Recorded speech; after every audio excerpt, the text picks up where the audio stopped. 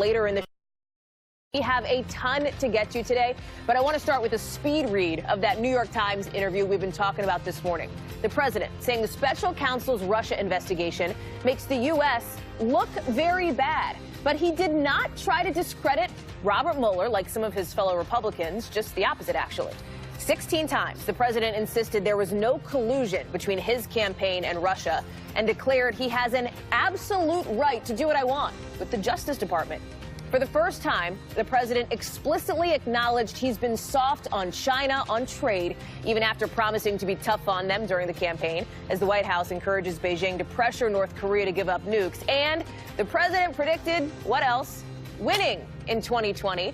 Saying he knows more about the big bills in Congress than any other president ever.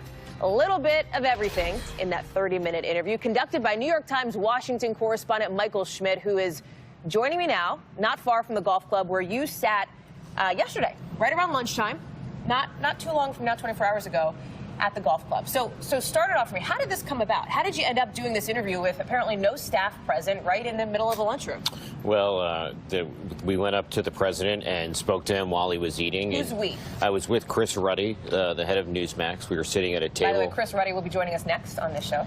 We're sitting at a table next to the president. So we went up and started talking to him, and he started talking about the tax bill. And the president obviously thinks he's his best spokesman and was very proud of his tax bill and started talking about it. I said, well, this is all really interesting. Well, why don't we do this on the record? And he said, okay, let me just finish eating lunch. He was eating a salad. And when he was done, he pulled me aside and we sat at a table, just the two of us, for about a half an hour talking.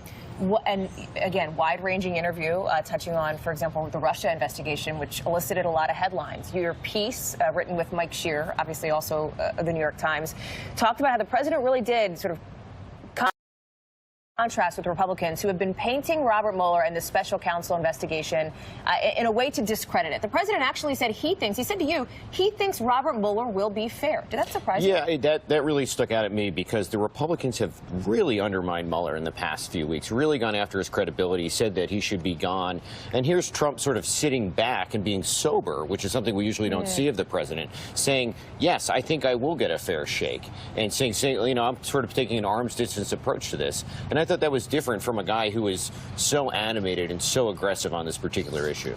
There was also news when it came to North Korea, when it came to China, and explicitly acknowledging that he's been soft on China when it comes to trade. If you've covered the president at all this past year, you know that he has been. That's accurate because the White House has been wanting to encourage Pyongyang to encourage Beijing to put pressure on Pyongyang, basically.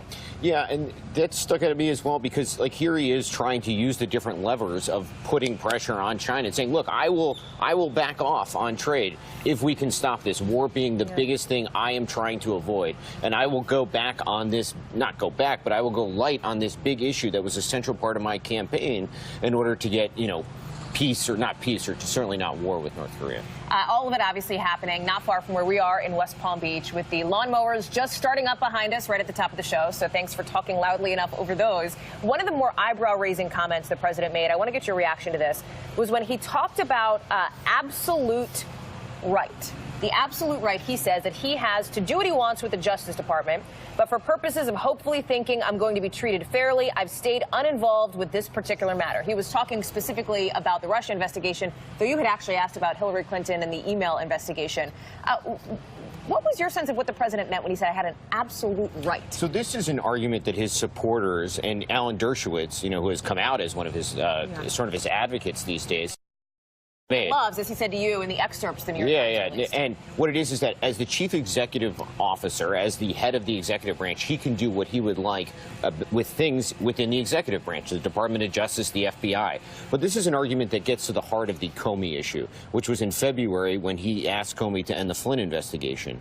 The legal argument to get out of that being problematic is the fact that as the president, he could end an investigation. He can tell the FBI director, who's part of the executive branch, hey, let's not do that. He could potentially take steps to ultimately fire the special counsel, something that a lot of Democrats have raised concerns Correct. about. That's within the executive branch. This is the argument that they make. It's a legal argument to say that obstruction is not an issue for the president. Now, obviously, you have people who say that argument does not hold water.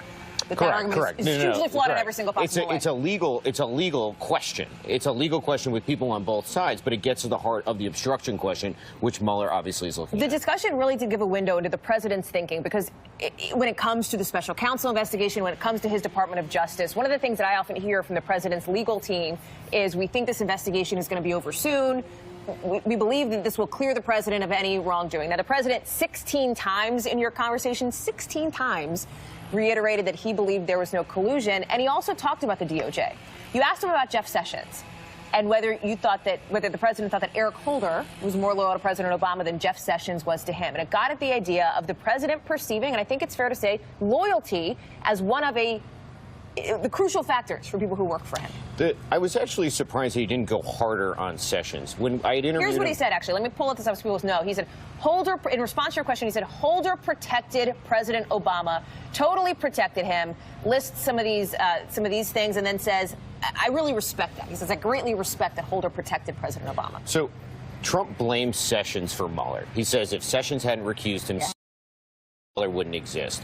And there's long been this expectation, as the Russia investigation intensifies, that the president will increase his criticism of Sessions. I was surprised he didn't go further on Sessions yesterday. He simply repeated what he said before, which was that Sessions shouldn't have recused himself. And when I interviewed him in July, he went as far as saying, I wouldn't have made Sessions Attorney General if I knew he was going to recuse himself. He went light on Sessions compared to what he does. But people around Sessions and around the president expect him to go harder at Sessions as the Russian investigation intensifies, as it gets worse, because he blames Sessions for it. What was the president's mood yesterday? He was obviously wanting to talk. He hasn't talked much when he's been down here in South Florida. I think that, I mean, as I was saying before, he believes he's his best spokesman. And my guess is if you could get him every day and you had access to him every day, he would talk and give an on-the-record interview. He believes that he can make the best arguments about the problems that he has and the things he wants to promote. He went on and on about wanting to do deals with Democrats. He called it do bipartisan. I want to do bipartisan. Correct. And I said to him, I said, well, are you tacking to the middle? I said, well, what is this? I mean, you know, you haven't done any deals with Democrats all year. Now you're talking about doing all these things with them in the year to come. He says, no, I'm moving in both directions. You know, I'm moving, which I didn't totally understand. It's sometimes hard to understand what he's saying. But he went on and on about bipartisan deals on infrastructure, on health care and such. So he's sort of like saying, here, you know, this is what I'm going to be doing in the year to come. No staff around, no aides, nobody present. No, it was just him and I. I got to ask you to step back and get a little meta here for a second, because there's been a fair amount of Monday morning quarterbacking about your interview with the president, some criticism of that, your colleagues defending you and defending the interview. What was your strategy going into this discussion with the president of the United States? So he in some ways, he can be very difficult to interview because he speaks very quickly and he will move from issue to issue incredibly fast. And it's at times hard to understand what he's saying and follow it and press him on different things. The approach that I took to it was to basically get him talking, ask him questions, and get out of the way. That is the best way. Most information out of him as possible. He's a difficult person to talk over. He's a difficult person to interrupt. And I said, okay, I'm going to ask these questions and I'm going to get the ball rolling and just kind of sit back and listen. And again, you had no idea you were going to be doing